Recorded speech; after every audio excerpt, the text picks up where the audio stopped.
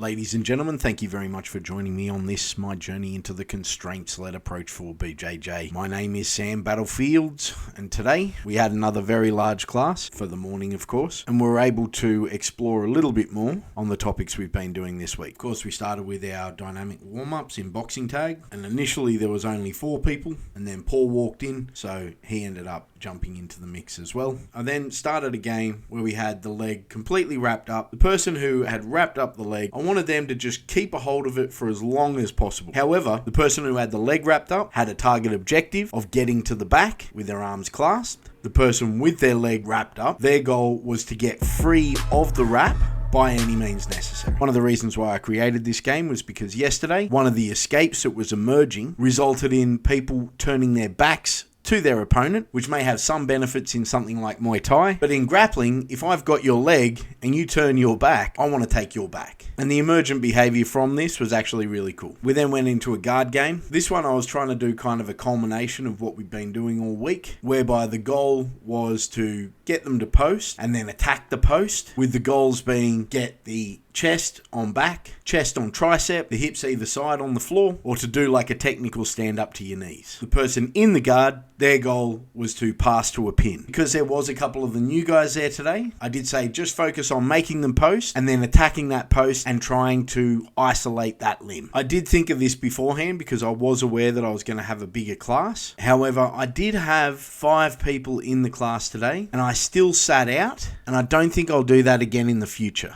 If there's 6 people including myself, or if there's an even number including myself, I'm going to get involved. I just found that the timing was off. I was running everything by gut feel because it was target objective focused, so I wanted to get as much variation and include the extra man as quick as possible. So it was like target objective met, okay cool, swap roles, target objective met, cool, swap partners, target objective met, swap roles, target objective met, swap partners, that kind of thing. It felt a little rushed, it felt a little sloppy on my behalf, so that's why I really do want to review that in the future and partake as well, because right now it's 2 days out of this week where I haven't really exerted that much energy in the morning class, other than free rolls, of course. For the control portion, I wanted to get away from chalk theory just for a little bit and really focus on the isolation of the limb. So for the game for the person on top in side control today, all they had to do was separate a limb from their body and isolate it for 3 seconds. This could be pinning it to the mat away from their body. This could be hugging it away from their body. It didn't really matter.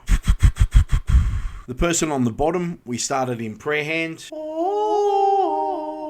Anyway, we started in prayer hands. The goal for them was to get double enclosure with their thighs around their thigh or get to toe. I think because I wasn't partaking, I wasn't feeling what was going on. So I was able to identify things from kind of a bird's eye view, particularly with Aaron, who I had set up with Paul first because I figured he'd give him a hard roll and I'd be able to see where the issues lie. One of the biggest things that I could see from how Aaron's moving is a drastic lack of hip movement. And it was really challenging to try and give it an external cue without telling him exactly how to do it. That he had to have his heels to his butt and drive off his toes. And then I had him do a couple of examples, but I'm really not sure how good this has gone, to be honest. It's something that I really want to figure out in the future, how I can get them to think about driving with their hips, because I have seen this a couple of times with the other guys as well. I got the opportunity to work through some stuff with Ridwan again, and once again he was focused on side control rather than the feature of side control, which is that you are doing a chest to chest pin and that you can move through variations on the chest to chest pin in order to get an isolation of a limb. I'm hoping that soon he stops looking in this positional focus, side control, mount, etc. And I believe that's going to happen when I shift this curriculum, and which is why I'm working so hard on this software that will help me do that. In the background, I'm also doing some bigger video projects that I will be releasing on this channel that I hope are a lot more educational and targeted to the questions that are likely being asked out there. If you'd like to know more, go to battlefieldgrappling.com.au and fill in the form. Everyone else, like, comment, subscribe.